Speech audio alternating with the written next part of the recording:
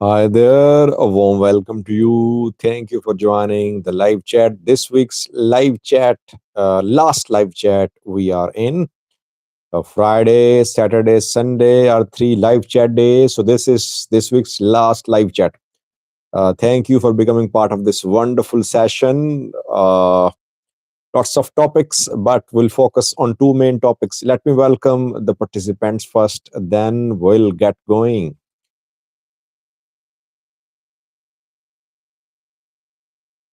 Fayyar C is the first viewer who commented, says hi. What is the meaning of Fayyar C? Uh, Tamine Dugna, second viewer, says hello, Sajid. How are you, Tamine? John Spencer says hi. Office of the PM is a regular participant who says Fano are winning. Syrian Fano are winning, he's saying. Uh, FTS Union says Fano is in Damascus. Tamrat Gebre Mariam says hello. Average Dom says hello. Sajid Abi 1 over Ola Fano will be next. Uh, Daraje Tariq again says big day indeed. Just quick response to Average Dom is says Abi 1 over Ola Fano will be next. I don't think that Ola has been dismantled. Yes, Sunny and Nagasa fighters are surrendering. There could be a few hundred maybe who have surrendered, but it's not that Avi has dismantled Ola. You need to understand the reason behind the continuation of the activities of armed groups in Ethiopia. Ola came into being, OLF came into being, Ola survived. Why? When you block all peaceful paths of political struggle, armed groups come into being. This is what is happening in Ethiopia. Since genuine political opposition is not allowed to exist and flourish in Ethiopia, Ethiopia is very fertile for the establishment and development of armed groups. You cannot dismantle these armed groups until you address the root cause. This is what I believe. So, a few hundred fighters surrender, a few thousand fighters surrender of Ola or Fano. It does not mean that these movements will cease to exist. You'll see that. You will see that.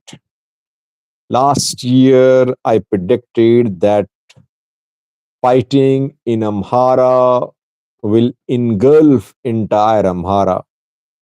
A few Fano groups will turn into bigger Fano groups.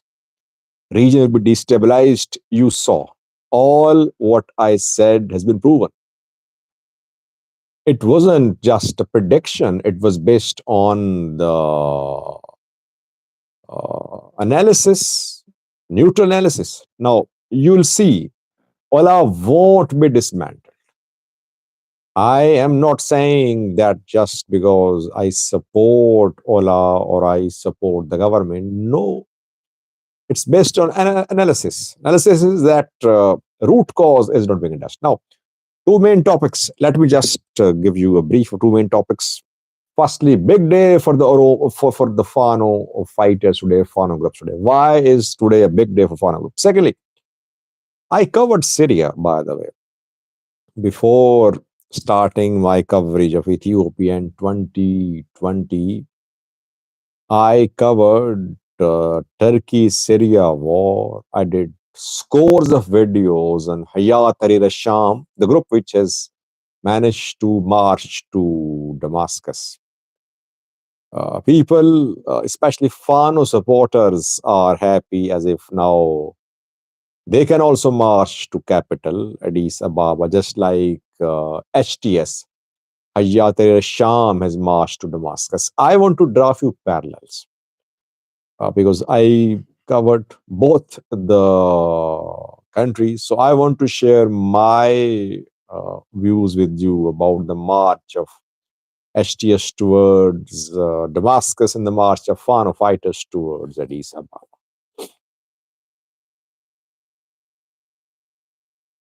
Ibsa Muhammad joined too. We have Teddy Fan. Shafo joined to welcome Shafo. Shafo is a member too. Dia Ahmad here. Goitam Gizai, Musi Haptas Aman Voshe, Gadisa, Jerta, Jafar Jamal here too. Let's start, viewers. Big day for Fano. Why? Two major Fano groups today came under one command. At least statement has come. Which two Fano groups, by the way, are they really big Fano groups? Can we say that Gondar Fano has come under one command?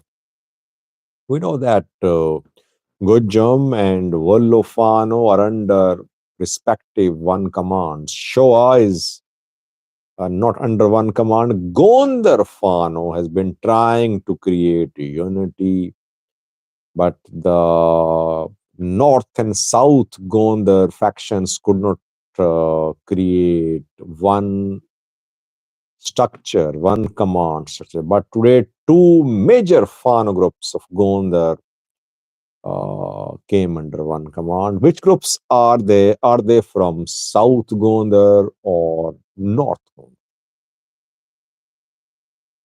Hapte Walde is leading major Fano group in North Gondar.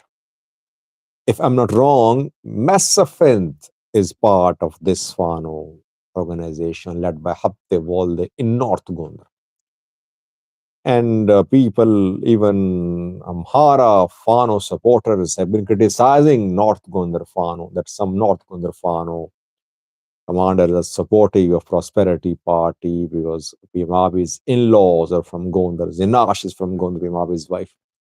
That is why North Gondar Fano is not really in alliance with other Fano groups.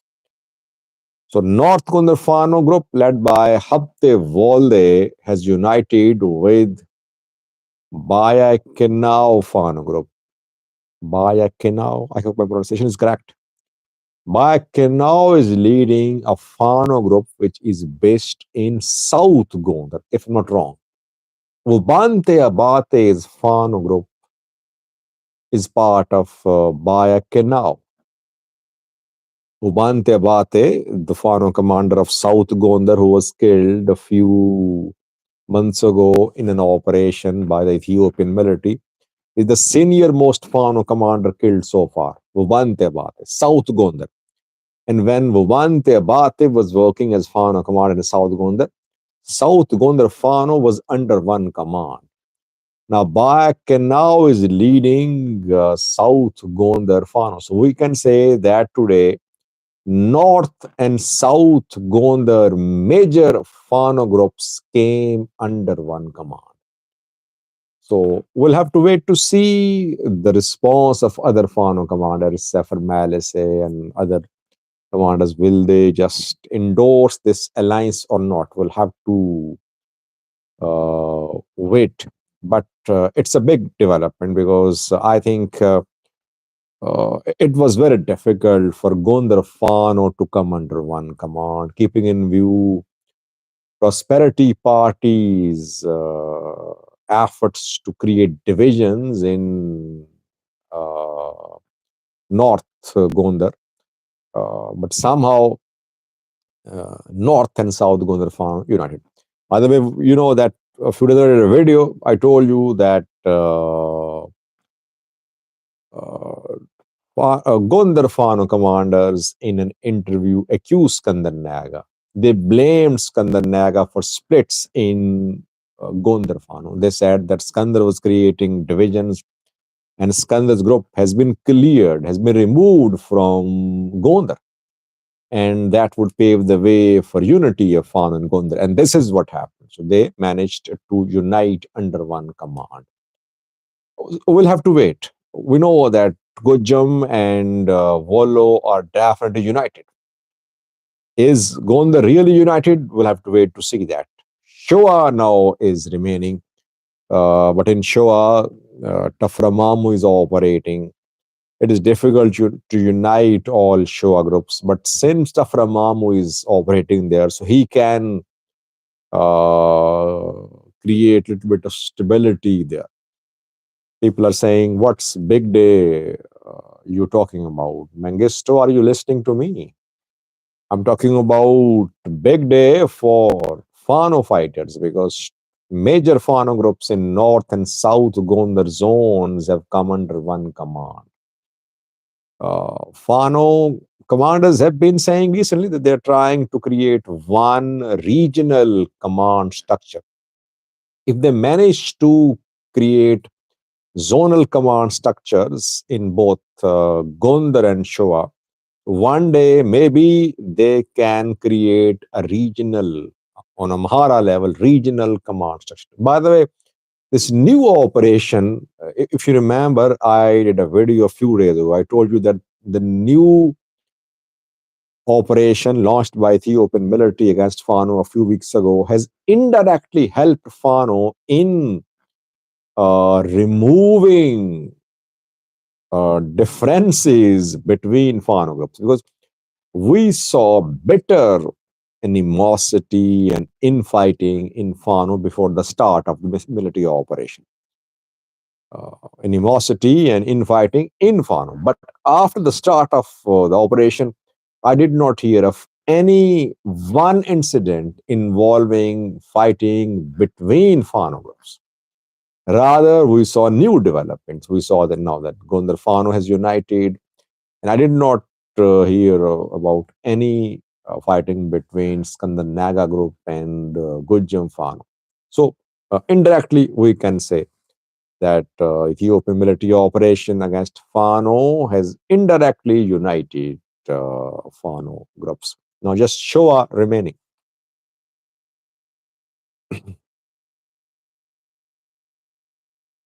By the way, Fano groups have announced a transport ban. We'll have to wait to see where it will be implemented. Are all Fano groups on board? Not clear, because I am receiving information from Shoa that Shoa Fano wants to implement, they want to implement the transport ban starting from tomorrow.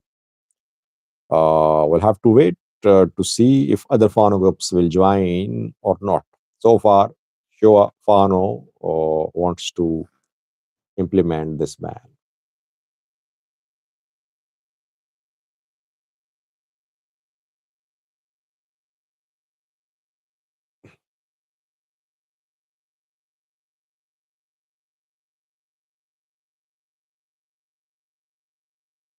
Secondly, towards Syria, uh,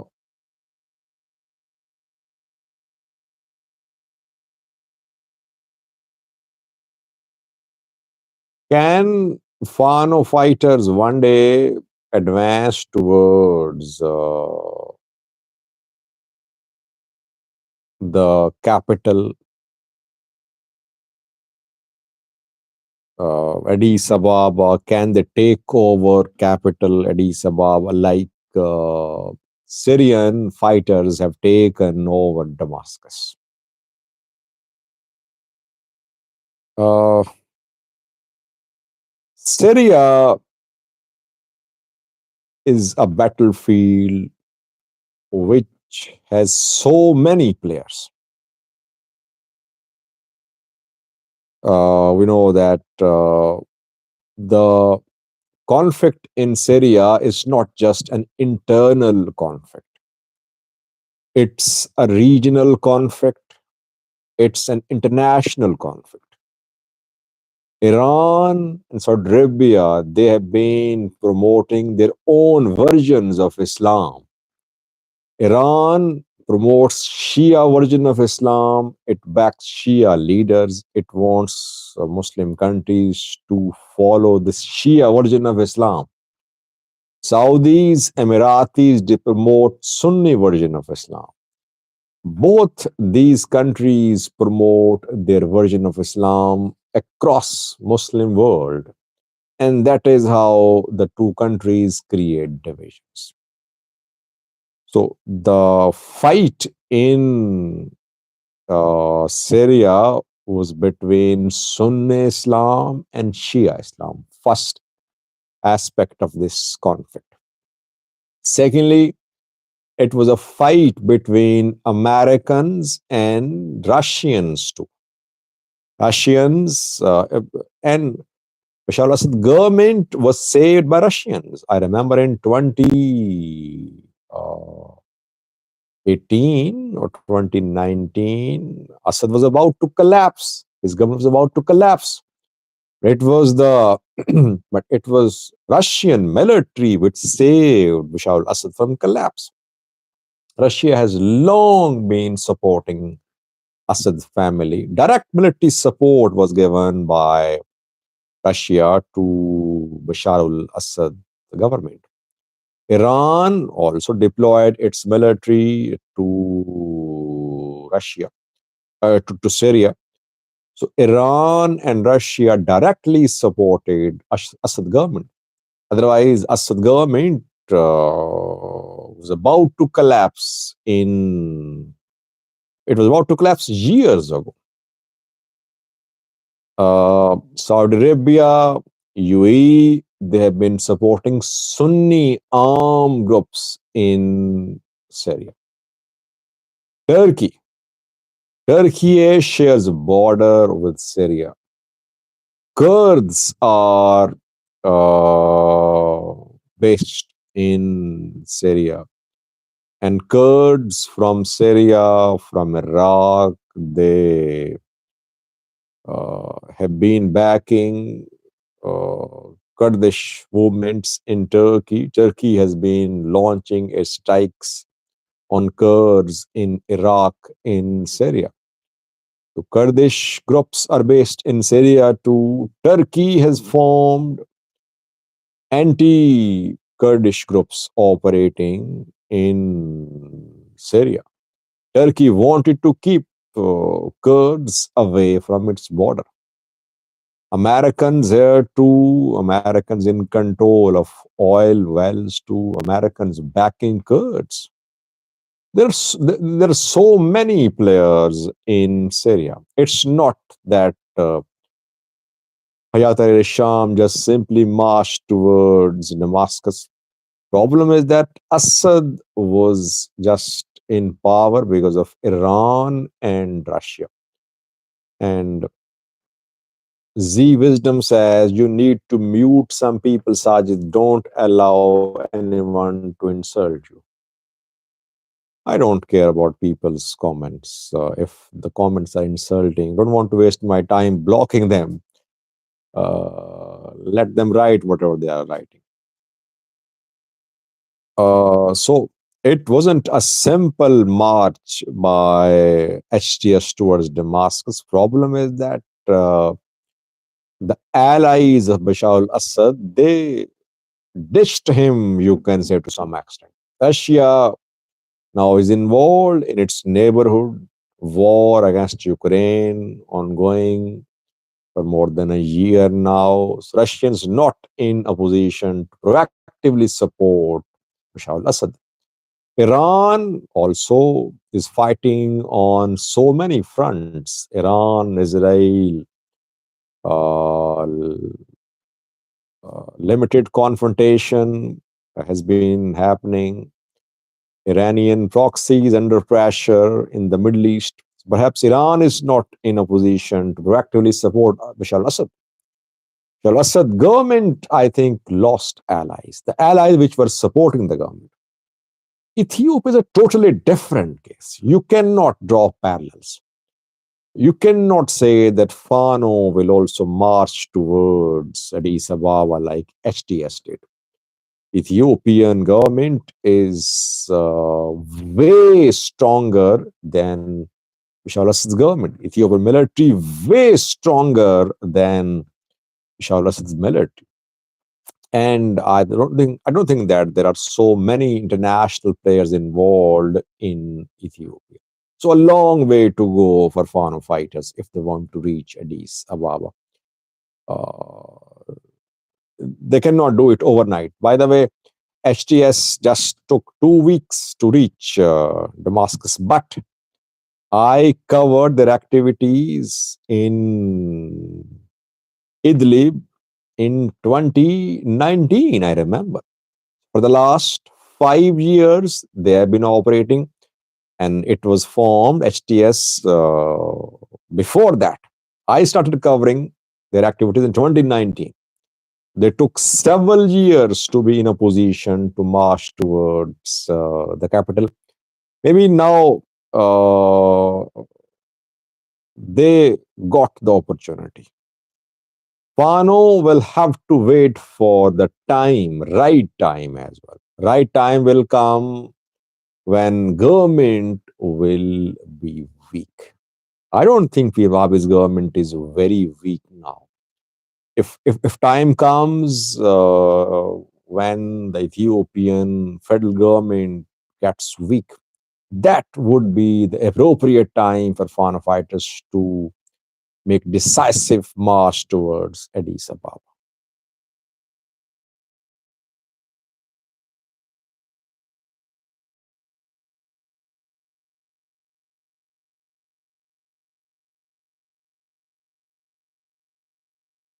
General Tooth says it took them 12 years. Yeah, it was formed more than 10 years ago.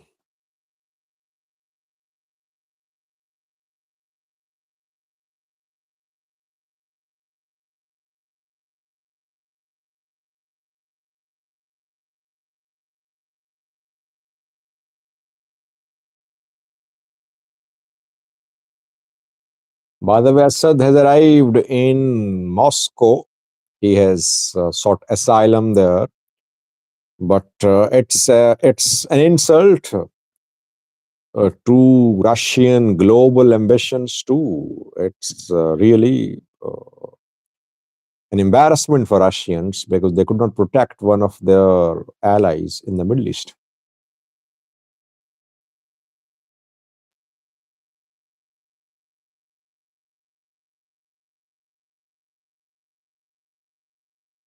By the way, TPL did not protest in Makale today, viewers. We know that they had announced they were seeking permission from Tigray interim government to protest in Makale against Tigray interim government. Application was rejected.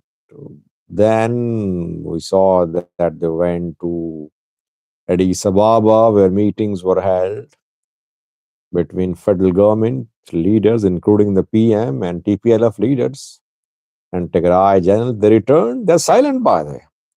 No statement from TPLF so far. No protest in Makale.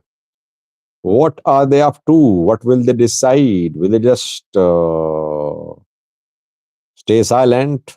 Let's see. But no protest in Makale on Sunday. Where are you reporting from? Tahir says.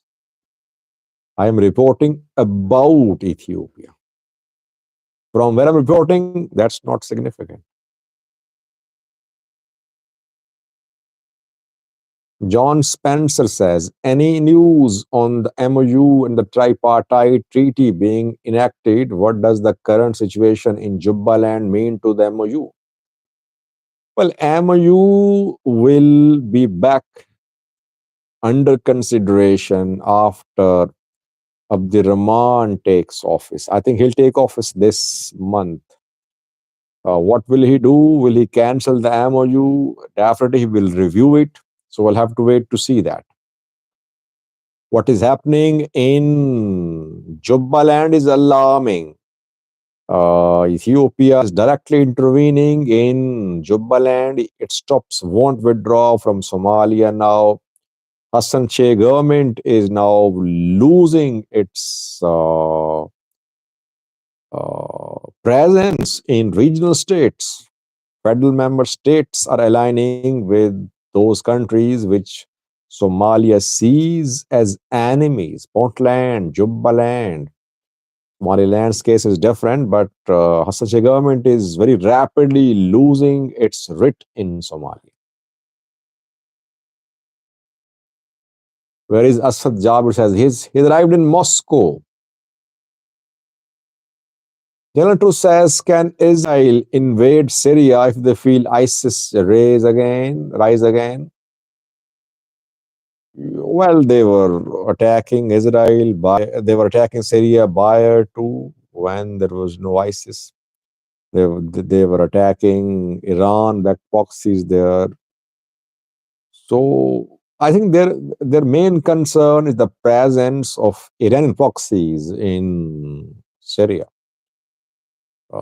If the new government uh, dismantles Iranian military presence in Syria, that would be a good development for Israel, I believe.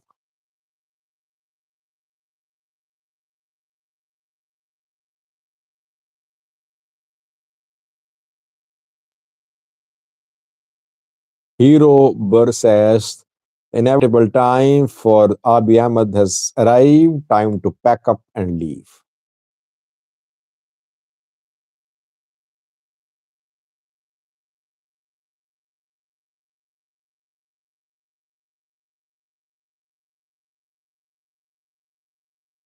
Jonathan's comment is important. He says, the Fano movement is very young. In the short term, they came a long way. Just shows you what they will be able to do given the appropriate time for a rebellion movement. I agree, Jonathan, that they have achieved a lot in just a year. But they hope to reach Addis Ababa last year, too, if you remember. And I said last year, no, between Addis and Amhara, there is Oromia. And you saw that they tried to expand into Addis, they could not. They will have to wait for the right time. And in the meanwhile, they should work on expanding themselves. They should work on improving and upgrading their capabilities. They'll have to wait for the right time, I believe. I agree with you.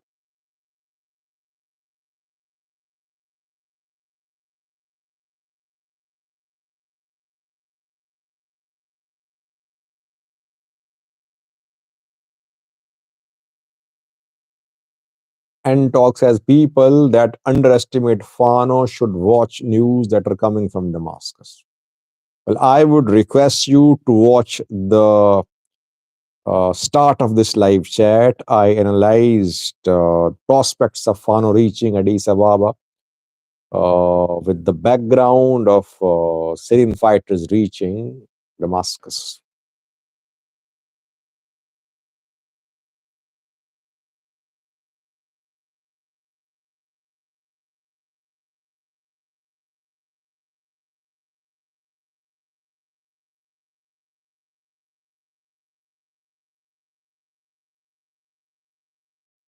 Z Wisdom says, do you think Fano will be more strong and challenging to at least regional government, if not federal government, if they unite as a whole of Amhara?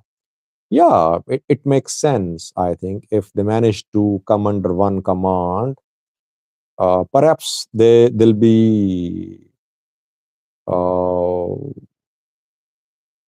they'll be in a position to challenge regional government. They'll be able to make policies. They'll be able to work on uh, policies uh, which have the consensus of all the groups. They'll be able to use their resources too in a manner that all groups have access to resources. And then Taframamu's experience can help a lot in leading all the Fano groups.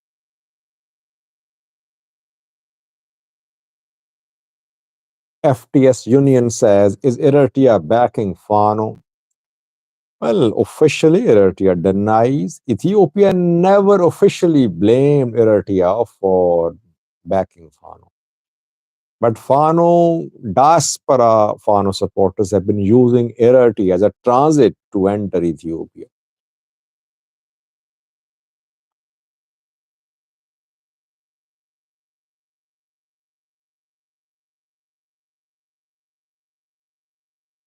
Yeah, Jafar is also mentioning an important point, saying that uh, Bashar al-Assad's people, Alawites, are minority compared to Sunnis who took over Damascus. Abi and Oromos are not a minority.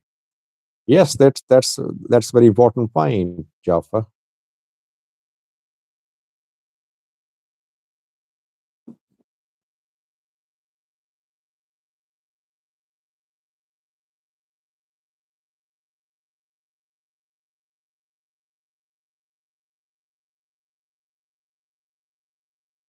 YXNUSV says, even Ola has Valaga name one Fano stronghold.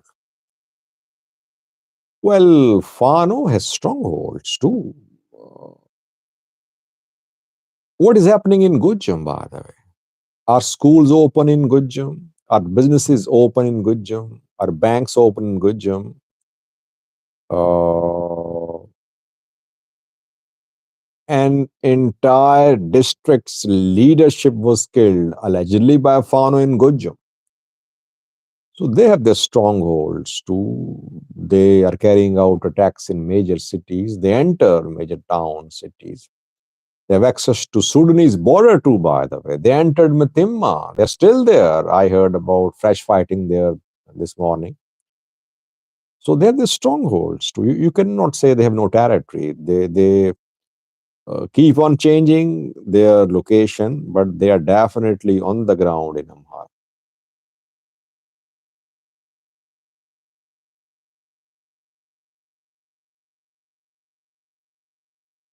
Last question, maybe, then we'll end the live chat. 33 minutes have passed. Z Wisdom says, I am worried Somalia will be fragmented into smaller countries. What is your opinion on that? The regional government isn't operating as a country. Well, I don't think that Somalia will disintegrate. Rather, it will continue existing as a weak country where internal unity is missing. But they'll unite, by the way, if there is an external threat. Regional governments are very strong in Somalia. I've been saying that for years, that this is one of the main issues which will have to be solved, which should be solved by the federal government and regional governments. Federal government has no writ in most parts of Somalia. Regional governments enter into agreements with foreign countries without consulting Mogadishu. All these federal, all these regional regions ideally would like to be independent countries, but perhaps it's difficult for them to announce independence. And secondly, Somalia now has started establishing military. It will take some time. If it manages to build strong air, naval, and ground forces, perhaps it will be able to enforce its writ.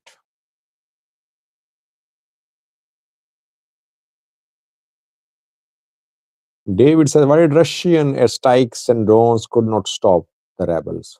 I told you that Russia-Ukraine war made it difficult for Russians to proactively support Bashar al-Assad.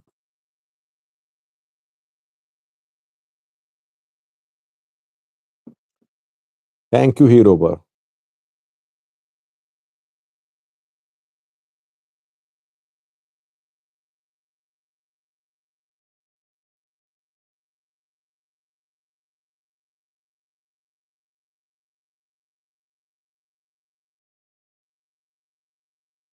Ahmed Jama joined to welcome Ahmed. I think we should end the live chat. Thank you for becoming a part of this wonderful session. It was today's last, it was this week's last live chat. Now I'll be back on Friday, but I'll continue making videos, 3 or 4 videos a day. Let's see what happens on Monday. Will Fano be able to implement transport ban across the Amhara region? Secondly, in Tigray, what is TPLF up to? We could see some big moves from TPLF in coming days. Thirdly, Ola, government will show thousands of fighters as if they are Ola members that they have surrendered. Not real, the original uh, group led by Komsa Dereba has announced to make some decisive moves in coming days. We could see some big developments in Oromia, Amhara, Tigray in coming days, and in Jubaland. Less than a week remaining. Ethiopian troops now actively supporting Jubaland government. What will Jubaland do? Will it try to take back control of Ras Kamboni airport in coming days? Let's see what happens. Thank you again for joining me for this live chat. I'll be back on Friday now for the next live chat. See you then. Stay safe, stay healthy, stay blessed. Bye bye.